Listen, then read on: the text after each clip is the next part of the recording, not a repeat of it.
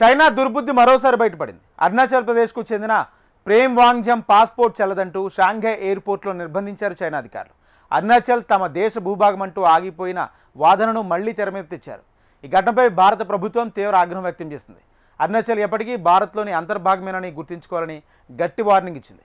కాగా అరుణాచల్ విషయంలో డ్రాగన్ కుట్రలు కొత్తమీ కాదు. ఈ రాష్ట్రం దక్షిణ టిబెట్కు చెందుతుందని వాదిస్తున్న చైనా అక్కడ ప్రదేశాలను మాండరిన్ భాషలో పేర్లను పెట్టడం ద్వారా కయ్యానికి కాలు దువ్వి చరిత్ర ఉంది. భారతీయ మహిళ ప్రేమ వాంగ్జోమ్ థాంగ్డోక్ చైనా అధికారుల దురుసు ప్రవర్తన వివాదాస్పదంగా మారింది. అరుణాచల్ ప్రదేశ్ రాష్ట్రానికి చెందిన వాంగ్జోమ్ థాంగ్డోక్ ఈ నెల 21న లండన్ నుంచి జపాన్ వెళ్లే విమానం ఎక్కారు. ట్రాన్సిట్ హాల్లో భాగంగా ఆమె చైనాలోని షాంఘై పుడాంగ్ విమానాశ్రయంలో దిగారు. అక్కడ 3 గంటల పాటు విశ్రాంతి తీసుకున్నారు. కాగా అక్కడి ఇమిగ్రేషన్ అధికారులు ప్రేమ వాంగ్జోమ్ పాస్పోర్టుని తీసుకున్నారు. ఆ తర్వాత ఆమె సెక్యూరిటీ దగ్గర వేచి ఉన్నారు. అక్కడే ఓ వ్యక్తి వచ్చి ఇండియా ప్రత్యేకంగా పిలిచారు. ప్రేమ వాంగ్జోమ్ను ఇమిగ్రేషన్ డెస్క్కు తీసుకువెళ్లి ఆ పాస్పోర్టు చెల్లదని చెప్పారు. ఎందుకు చెల్లదని ఆమె అధికారిని ప్రశ్నించగా అరుణాచల్ చైనాలో ఒక భాగం, మీ పాస్పోర్టు చెల్లదు అని ప్రేమ వాంగ్జోమ్కి చెప్పారు. ఆమె పాస్పోర్టులో అరుణాచల్ ప్రదేశ్ చిరునామా ఉండటమే ఇందుకు కారణం. చైనా వాంగ్జోమ్ని చూసి ఇమ్మిగ్రేషన్ అధికారులు చైనా ఈస్టర్న్ ఎయిర్లైన్స్ సిబ్బంది నవ్వుకున్నారు. దీంతో ఈ విషయాన్ని ఆమె తీవ్రంగా పరిగణించారు. చైనా అధికారులు తనను ట్రాన్సిట్ ఏరియాకే పరిమితం చేశారని, మళ్లీ టికెట్లు బుక్ చేసుకోనివ్వలేదని ప్రేమ వాంగ్జోమ్ థాంగ్డోక్ తెలిపారు. చివరికి ఆహారం కొనేందుకు అంగీకరించలేదన్నారు. జపాన్ వెళ్లే విమానం కూడా ఎక్కనివ్వలేదు. యూకేలోని మిత్రుని ద్వారా షాంఘైలోని భారత దౌత్య కార్యాలయాన్ని సంప్రదించిన తర్వాతే తనకు సహాయం అందిందని పేర్కొన్నారు. భారత అధికారుల సాయంతో తాను అక్కడి నుంచి బయటపడినట్టు చెప్పారు. దీనిపై ప్రధాని మోడీకి ఇతర అధికారులకు లేఖ రాసినట్టు చెప్పారు.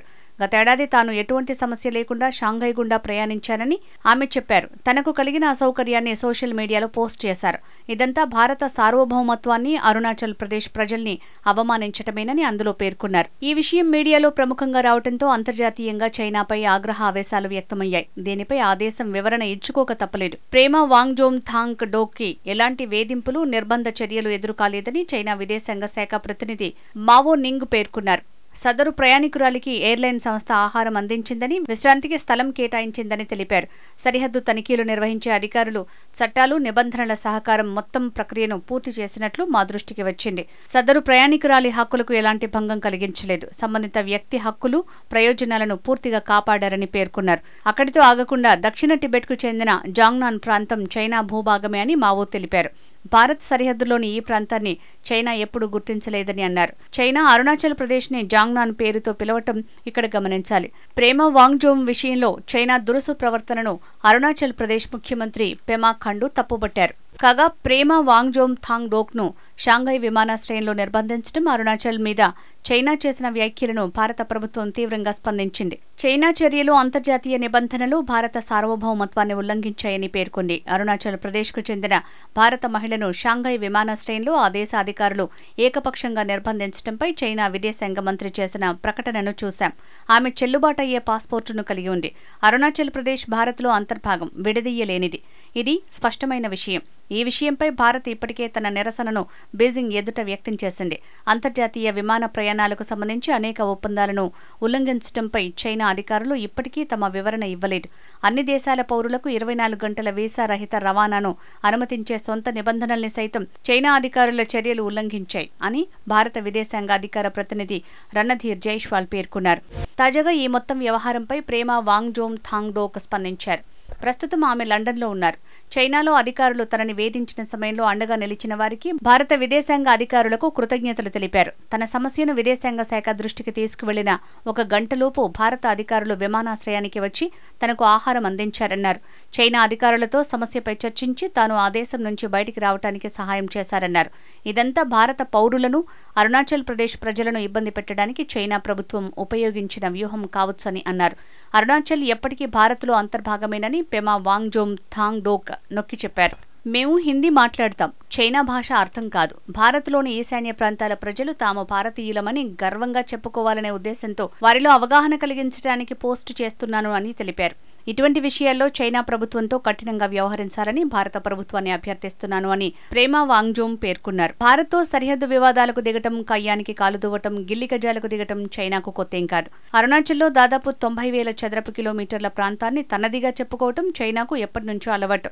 బ్రిటిష్ పాలన వలస కాలంలో 1914లో సిమ్లా, భారత్, టిబెట్ల మధ్య సరిహద్దు ఒప్పందం కుదిరింది. దాని ఆధారంగా ఉనికిలోకి వచ్చిన మెక్మోహన్ రేఖ 2 ప్రాంతాలను విభజిస్తుంది. ఆ సమయంలో చర్చల్లో పాల్గొన్న చైనా ప్రతినిధి ఇందుకు ఆమోదం తెలిపేందుకు నిరాకరించారు. 1949లో అక్కడ కమ్యూనిస్టులు అధికారంలోకి వచ్చాక వారు కూడా ఈ వాదననే తలకెత్తుకున్నారు. చారిత్రకంగా అరుణాచల్ ప్రదేశ్ టిబెట్లో అంతర్భాగమని చెప్తూ వచ్చారు. ఇందుకు ప్రతిగా తవాంగ్, లూసాల్లోని బౌద్ధారామాల మధ్య ఉన్న సంబంధాలను ప్రస్తావించారు. అరుణాచల్ ప్రదేశ్లో కేంద్ర ప్రభుత్వం ఏ కార్యక్రమం తలపెట్టినా చైనా వ్యతిరేకిస్తుంది. చివరికి భారత ప్రధాని నరేంద్ర మోడీ అరుణాచల్ ప్రదేశ్లో పర్యటించినా ఖండిస్తుంది. అరుణాచల్ వాసులు చైనాకు వస్తే వారికి వీసాలను నిరాకరిస్తారు అక్కడి అధికారులు. ఈశాన్య భారత్లో అరుణాచల్ ప్రదేశ్ వ్యూహాత్మకంగా మనకెంతో ముఖ్యమైంది. ఈ ప్రాంతాన్ని ఎలాగైనా సొంతం చేసుకుంటే ఆగ్నేయాసియా దేశాలతో సాన్నిహిత్యం మరింత పెరుగుతుందని చైనా ఆశిస్తోంది. ఇక్కడ సహజ వనరులు పుష్కలంగా ఉన్నాయి. చైనా ఎత్తుగడల్ని భారత్ ఎప్పటికప్పుడు తిప్పికొడుతోంది. మరోవైపు అరుణాచల్ ప్రదేశ్తో పాటు అక్కడి ప్రాంతాలకు చైనా కొత్త పేర్లు పెట్టడం ద్వారా తన ఆధిపత్యాన్ని చాటుకునే ప్రయత్నం చేస్తోంది. మొదటగా 2017లో దీన్ని ప్రారంభించింది. అటు తర్వాత 2021 నుంచి వరుసగా ఇదే పని చేస్తోంది. గతేడాది కూడా ఇదే సాంప్రదాయాన్ని కొనసాగించింది. ఇందులో జనావాస ప్రాంతాలు, పర్వత శిఖరాలు, 2 నదులతో సహా అనేక ఉన్నాయి. పైకి ఇదంతా వింతగా కనిపించినా భవిష్యత్తులో ఆ ప్రాంతాలు తమవేనని దబాయించడానికే చైనా ఈ పని చేస్తోందని వ్యూహాత్మక వ్యవహారాల నిపుణులంటారు. వాస్తవానికి టిబెట్ను చైనా ఆక్రమించుకోవటం, ఇప్పటికీ లద్దాఖ్లోని ఆక్సాయ్ చిన్ వారి కబ్జాలో ఉండటం ఇక్కడ గుర్తు చేసుకోవాలి. భారత్, చైనాల మధ్య సహృద్భావ సంబంధాలు ఏర్పడి దశాబ్దమవుతోంది. శిఖరాగ్ర సమావేశాలు జరగటం, ద్వైపాక్షిక వాణిజ్య ఒప్పందాలు కుదరటం, ఇరువైపులా పౌరులు రాకపోకలు సాగించటం వంటివన్నీ కొనసాగుతున్నాయి. కానీ మన అధినేతలు ఎవరైనా అరుణాచల్ వెళ్లినప్పుడల్లా మతిభ్రమించినట్టు గొడవకు దిగటం అలవాటైంది. గగనతలాన్ని ఆక్రమించి అరుణాచల్లోకి చైనా యుద్ధ విమానాలు చొచ్చుకురావటం కూడా షరామామూలే. 2020లో గాల్వాన్ లోయలో అకారణంగా ఘర్షణకు దిగి మన జవాన్లు 20 మందిని బలి తీసుకుంది. తాను కూడా మన జవాన్ల చేతుల్లో భారీ నష్టం చవిచూసింది. చర్చోపచర్చల తర్వాత ఇప్పుడిప్పుడే సంబంధాలు మెరుగవుతున్నాయి.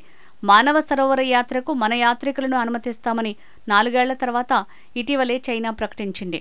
ఈలోగానే హఠాత్తుగా ఈ వివాదాన్ని తెరపైకి తెచ్చింది.